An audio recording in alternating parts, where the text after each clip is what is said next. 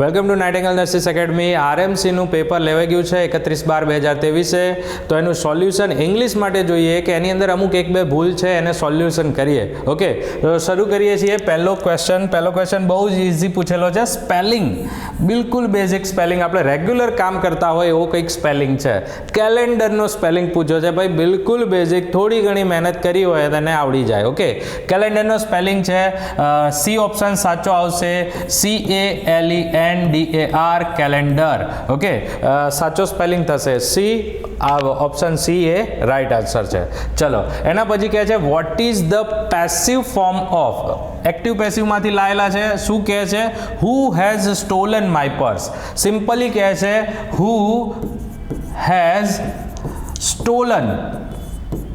Stolen my purse. હવે જો આવું ક્યારેક આવે ને તો હુ જ્યારે આવશે તો હુનું થશે શું? હુનું થાય by whom.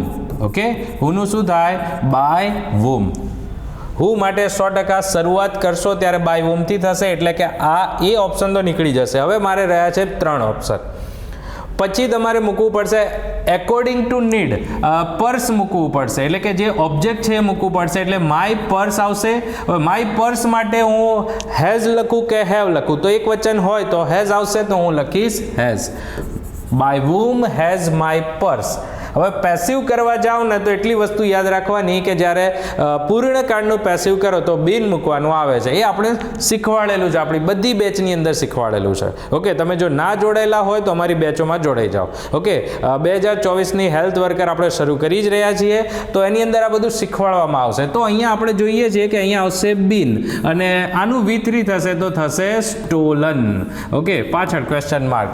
By whom has my purse been stolen. આનો ઓપ્શન જોઈ લે કે આની અંદર કયો છે, તો આવશે by whom has my purse been stolen. તો આવશે answer C is right answer. Okay, ધ્યાન રાખજો, સિક્વન્સ આ રીતની રહેશે. ઓકે, ચલો આગળ જોઈએ.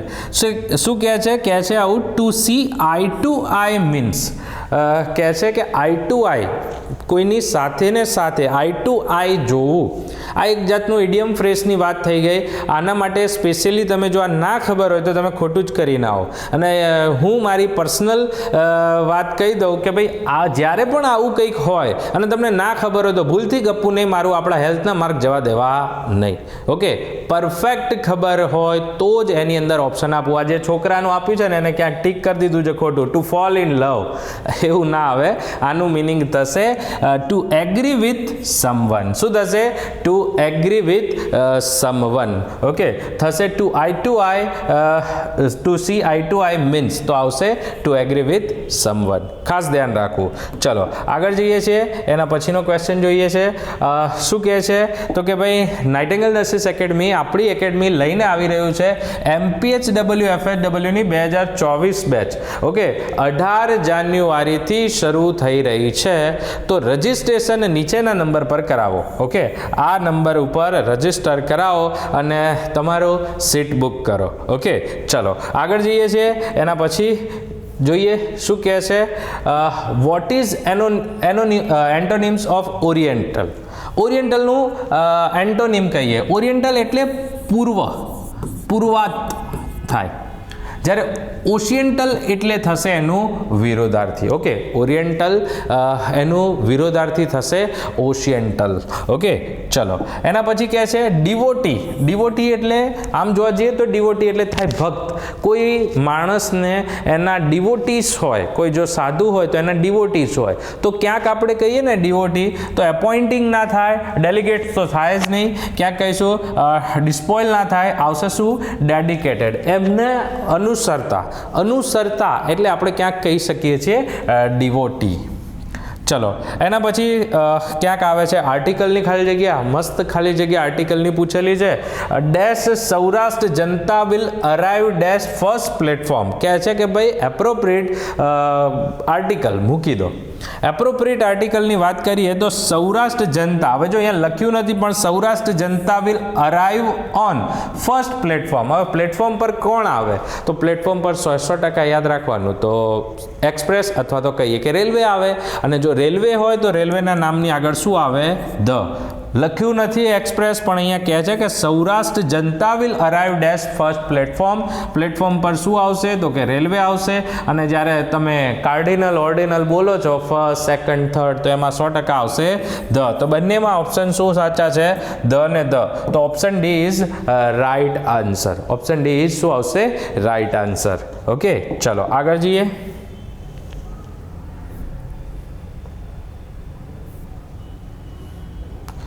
શું કહે છે એના પછી? while the prize. શું કહે છે? while the prize dash to the winner it begins to rain. Okay, while આવે, while ની પાછળ પ્રાઇઝ જોવો છો તો પેસિવ વોઇસ છે, નિર્જીવ વસ્તુ વાક્યની શરૂઆત કરે. પેસિવ વોઇસ એટલે આ ખાલી જગ્યા પેસિવ વોઇસની છે. ક્યાંક ઇટ બિગન લખ્યું છે એટલે ખબર પડે કે આ ભૂતકાળ છે, અને એ કયો ભૂતકાળ છે? સાદો ભૂતકાળ. 100% યાદ રાખવાનું, પેસિવ વોઇસ છે પણ કાળ કયો આવશે? તો વાઇલથી ચાલુ થાય છે ને, તો અહીંયા ચાલુ ભૂતકાળ લેવું પડશે. જેને થોડી ઘણી પ્રેક્ટિસ કરી છે, ચાલુ ભૂતકાળનું પેસિવ આવડે તો ચાલુ ભૂતકાળના પેસિવ થશે વોઝ વેર પ્લસ બીઇંગ મૂકવું પડશે પ્લસ V3 મૂકવું પડશે. આની અંદર ક્યાંય દેખાતું હોય ને તો એ સાચું હોય. ચલો, અહીંયા મૂક્યું છે વેર બીઇંગ ડિસ્ટ્રીબ્યુટેડ ધ પ્રાઇઝીસ, એટલે બહુવચન છે તો આપણું તો પહેલું જ સાચું પડી ગયું. Were being distributed to the winner it begins to rain. Okay, આ છે એ પૂર્ણકાળ માટે છે, બીજા એકેય સાચા નથી. ચલો, ક્લિયર. એના પછી કહે છે કે be always true dash your commitment. Be always true, હંમેશા તમારી કમિટમેન્ટ પર અડ્યા રહો. તો અહીંયા આવશે be always true to your commitment. શું આવશે? Be always true to your commitment. ચલો, એના પછી કહે છે કે આઈડેન્ટિફાઈ ટેન્સ ઓફ સેન્ટેન્સ.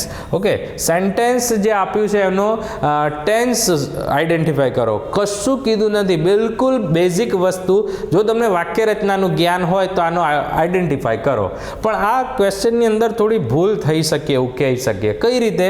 કે જો the train had already left, અહીંયા હેડ પ્લસ V3 આવ્યું.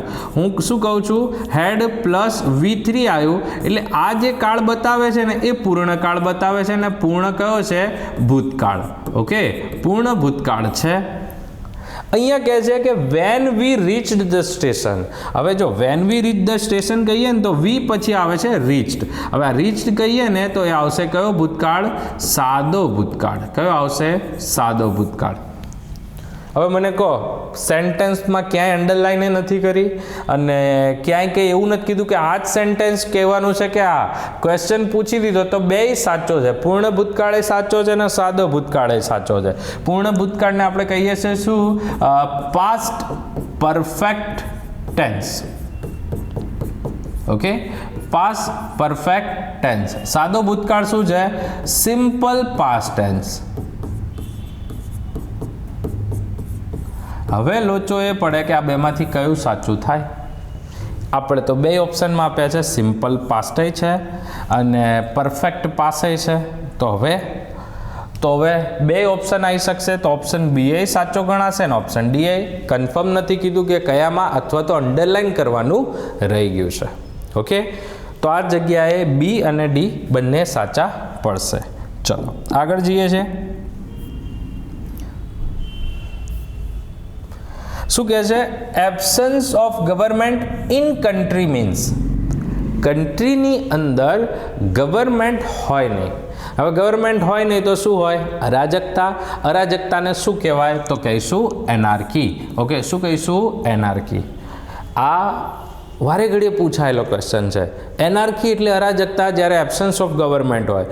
પણ ગવર્મેન્ટ હોય જ નહીં અને કોઈ એક માણસ રૂલર હોય તો એને કહેવાશે ઓટોક્રેસી. હા, જવાબ તો આપણો બી સાચો છે, પણ ક્યારેક ઓટોક્રેસી એ રેગ્યુલર પૂછાય છે. ઓટોક્રેસી એટલે તો કે એક રાજા હોય અને રાજાશાહી પોતે ગુજારતો હોય તો એને કહીશું ઓટોક્રેસી.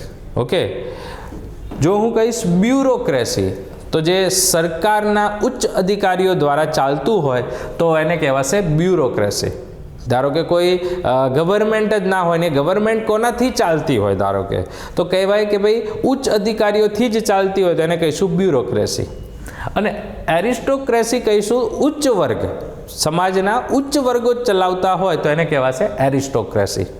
તો જો આ ઓપ્શન પરથી ઘણીવાર બીજા પેપર નીકળી શકે. આ બેઠું તો નહીં જ પૂછાય, પણ હા તમને એક હિન્ટ આપી જાય કે જો તમને આ વખતે એનાર્કી પૂછ્યું છે તો ગઈ વખતે એટલે કે એના પછી ક્યાંક આવું ઓટોક્રેસી પૂછી શકે, તો 4 ઓપ્શનો ઘણીવાર તૈયાર કરવાના રહે.